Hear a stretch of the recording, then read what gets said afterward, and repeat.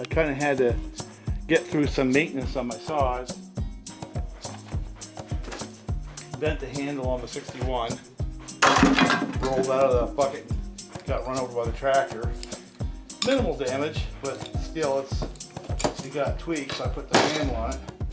And then it wouldn't start. I don't know why it didn't do that, so went back and sort of tweaked on the carburetor and stuff. So I'm debating, should I just retire it again, because this old saw shouldn't be out there, you know, in the heat of battle like that. Or should I put a bar and chain right back on it and send it right back out into the fray? You know, it's pretty lightweight for what it is. Good power. I think I'll probably put the bar and chain back on it, send it back out, let it go play with the L77. I'll have a Husqvarna today once I get through some of this stuff. I finally got the boot for that Echo. We'll go up there and stay right next to the L77, and then I'll have a vintage day. Now Cyclops, for his part, basically what happened with that saw was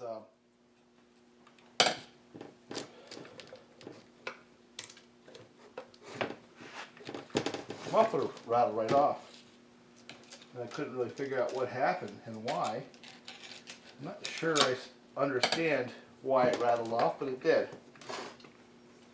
And so we put the muffler back on. I looked inside. The piston looks good, but I think I see on the cylinder wall signs of the plating failing, which is pretty much what those things do. But it's been running since 2015, 2014 time frame, and it still runs. So I figured what I'd do is I'd run it until it stops. You know, get a few more trees out of it. It really doesn't owe me anything. Cyclops has done a lot of work. But what I was thinking was maybe take the top end from the Hot Rod Chi-Com X-Torque and put it on Cyclops, because Cyclops originally was an X-Torque saw. So there will be some irony in there, I think. Again. Now the question is, do I do the responsible thing and start working on that Echo, or do I move on to the next fun and games thing for me? Sounds good. I think the only other thing I really need to do is to sharpen the 562 hot rod saw. A couple days there I was down to nothing for saws. So this guy's ready to go. This thing's a little bit of a beast.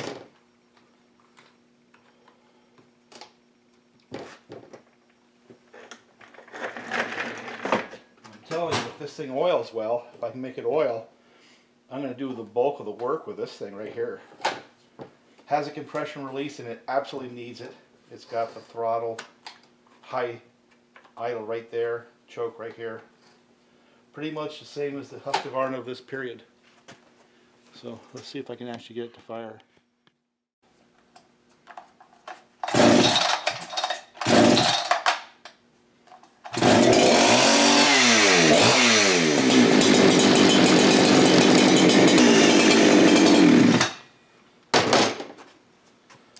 I would say it's a very wet chain. Yeah. Plenty of oil on it now. But tighten it up a little bit. Run some more. So it's better than it was. Now, until we put it in the wood, and especially like ash, until we run it in that dry stuff, I'm not going to know if it's perfect.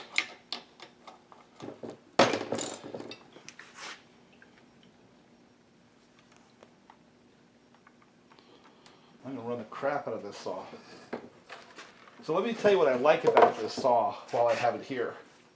This is the G288. I don't know if it's a prototype or if it's a production model. It's modeled after the Husqvarna 288, 281 series. Reasonably accurately so far. the fit and finish plastic has actually been pretty good. I did get a chip off the handle. I've filed it since. It was very, very cold, and I put it in the bucket of my tractor, and the chip broke right off. So this plastic might be a little bit brittle, but that was not a normal scenario. The controls and everything, they seem to be pretty tight and they feel good. Pull start seems to work good. I like the decomp, and I'm not getting any leaking out the oil caps and stuff like that we're used to seeing. When it warms up and I tune it a little bit, it runs very strong. This is not a saw that's lacking in power at all. So you guys who like to do saw mods are going to have a lot of fun with this saw because it's starting out in a pretty good place. Buck and spike a little cheesy. The screw that came with this was a little short, but I'll put that on eventually, the buck and spike for the side cover. But the impression I get when I run it is it just runs good. So the motor side of this, assuming it holds up, I think they've done a good job.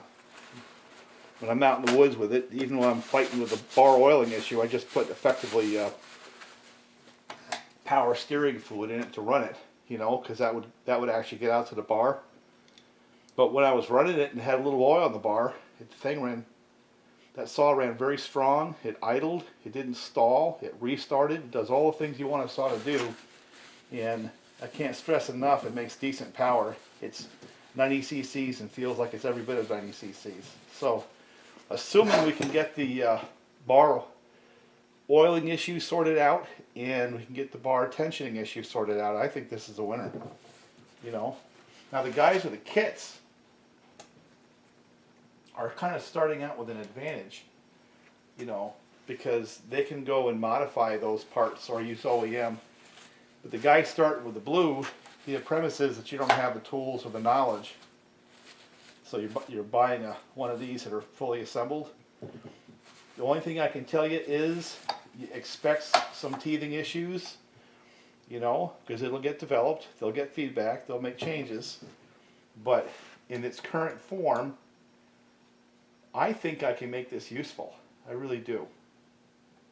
As it is right now, it's not quite ready to go to work, you know, the way it came.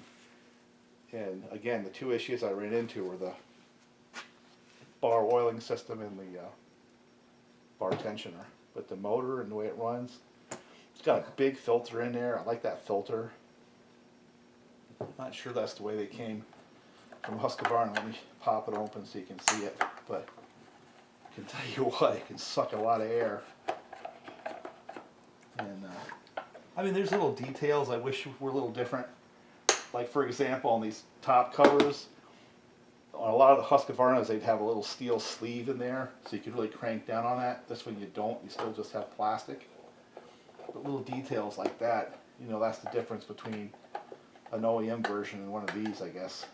I think Husqvarna still makes a version of this down in South America somewhere. But I can tell you I'm having fun. Look at that thing. Look at that big air filter.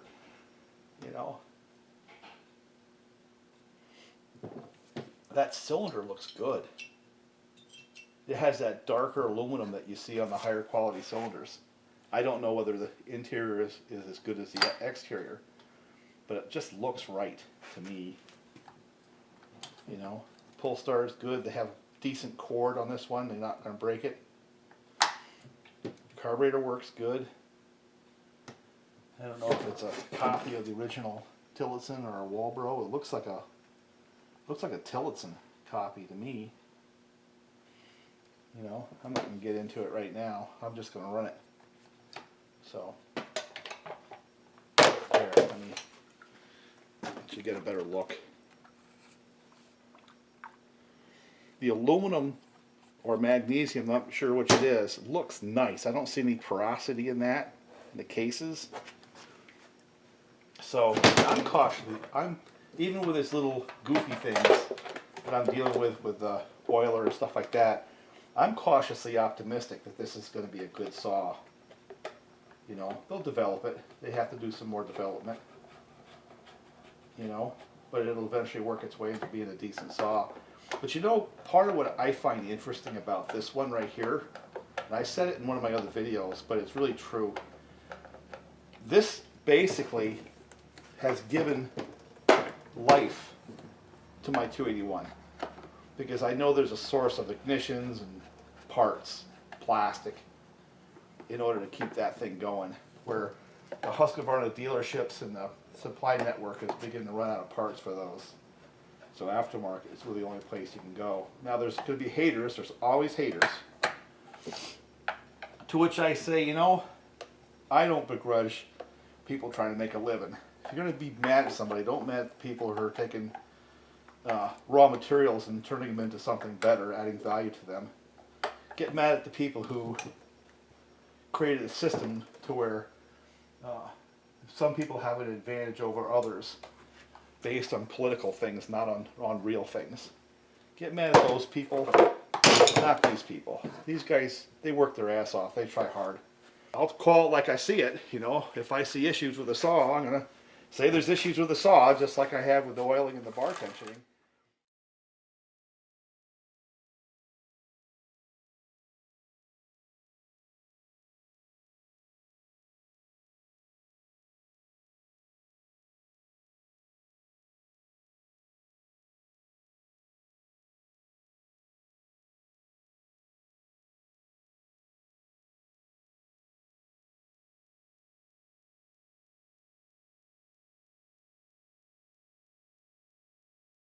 All right, this is a little Echo cs600p, and it's got a lot of similarities to steel from what I can tell. But it's a solid little saw. You know, I can't argue that. And actually changing the boot on this was actually not that bad at all. And it was a lot easier than the steel, which this is patterned a lot like. This is an awful lot like a steel. It reminds me a lot of the 361 series. But unlike those, it was really easy to separate out the handle far enough to where I can get in there and just change the boot. And the other thing was that bracket. There's a bracket, I didn't really pause, I'm just trying to get this done. The bracket that holds the boot in place on the cylinder, that's a really solid design. So that's actually pretty cool. I'm kind of impressed with that.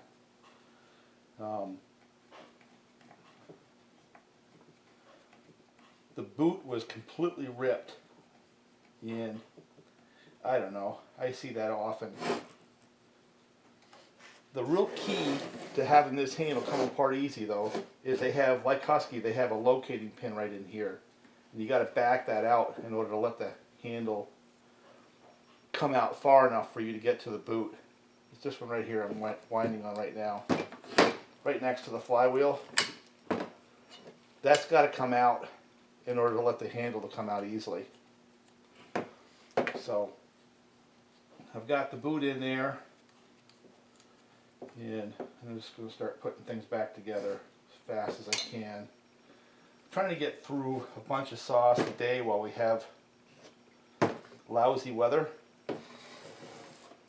and hopefully tomorrow I can get out in the woods again. One thing I like about this Echo, you know, I always like to do that, is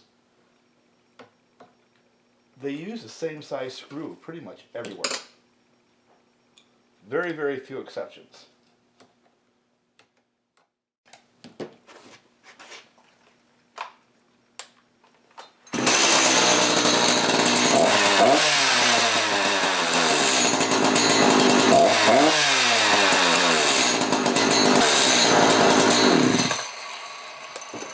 Better, right? I had these grand plans of setting up the stand and then going through these saws a little bit. I've got two saws here I have to test. One is that Echo 600p or cs600p, whatever they call it. And the other is this Pharmatech or Husqvarna G288. Now its problem was it just simply didn't oil when I was out in the woods.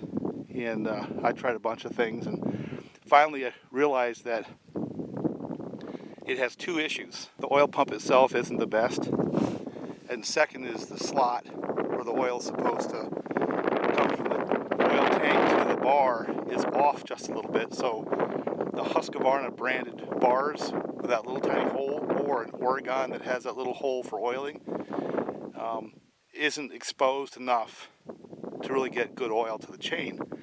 So I took a die grinder and hacked up that bar, and I want to test it and see if that works today, because if it does, I'm going to take that out today and try to take down a tree.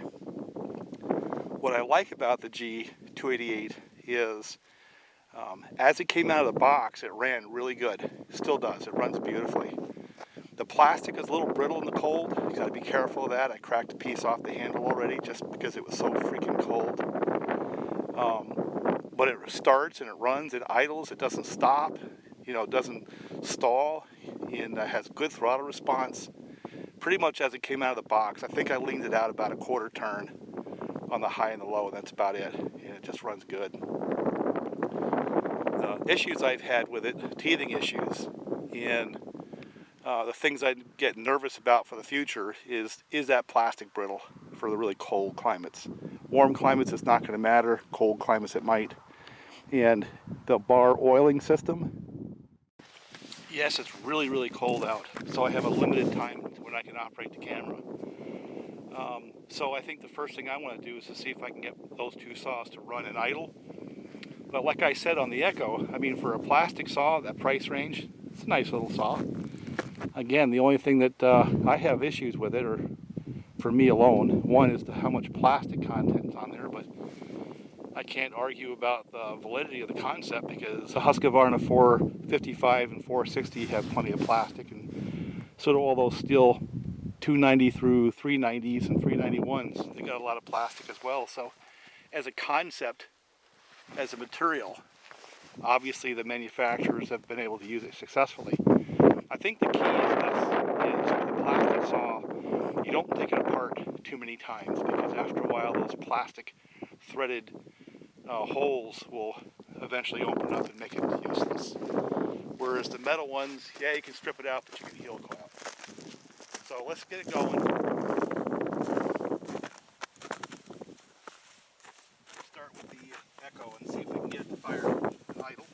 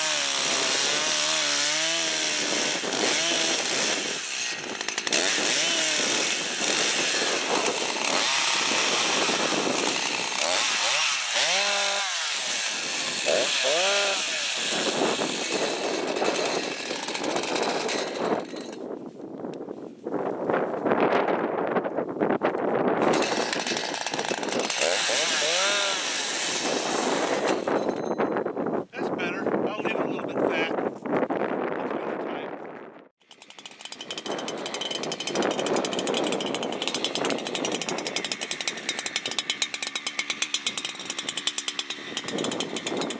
time.